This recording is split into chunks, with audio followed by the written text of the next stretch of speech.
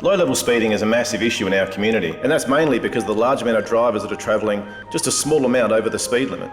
I mean, for every 5 k's over the speed limit we're travelling, we're doubling our risk of being involved in a crash. So as a community, if we can reduce the overall speed of cars on the road, we can also reduce the road toll. For this job, I've been asked to create a crazy, great big sculpture of people. As far as I can see, it actually hasn't really been done before. You haven't really seen this whole 3D element of people stacked on top of each other as well. My name is Emma Hack, I'm an artist. I specifically work with body art and photography. Well, I'm most well known for my work with Florence Broadhurst Wallpapers, where I body paint my models into backgrounds. And then also, of course, the Gautier video clip, somebody that I used to know. I guess that's probably my most famous piece of work.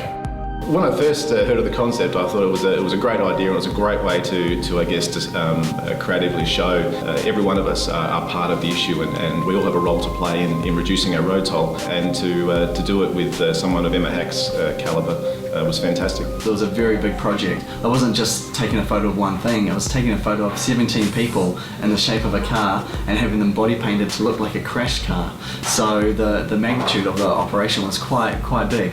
I sketched on the actual drawing of the car to see bodies, like the side mirror would be a head, and the tyres were obviously people rolled up. Once I sort of started sketching those people on top of the drawing, everything else sort of just piled up and sort of made sense. I chose a lot of athletes and bodybuilders for the main part of the car, where they had to be stacked on top of each other, just because they're used to holding weight, and their fatigue level will probably be a lot higher than others. In the front, I use wonderful South Australian Acrobatic Group, and they're a great team because once you start putting them into position, they get where they have to be and they build themselves up on top of it. We got some crates and made a block of crates that would be under the main slick part of the car. The front part, we only put a couple of crates, but then we built it up with sandbags.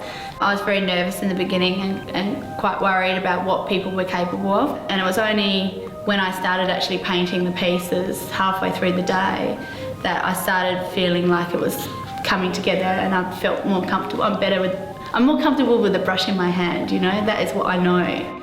There's about, I think, 4 layers of paint where you go, okay, this is base, okay, then let's refine the base. And now let's do the detail, and then let's refine that detail.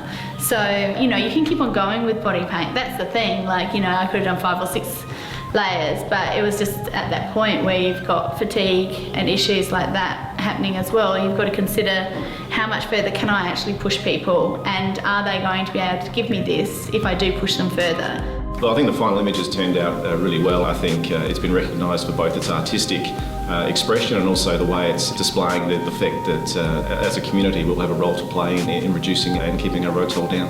I'm really proud of my team and all the models. We did it, you know, it's not just about me, it's about everybody else that makes that happen. It was an amazing process. It's just something that's great to be a part of, and when you look back, it's quite magnificent of what Emma was able to pull off and the talent was able to do for so long.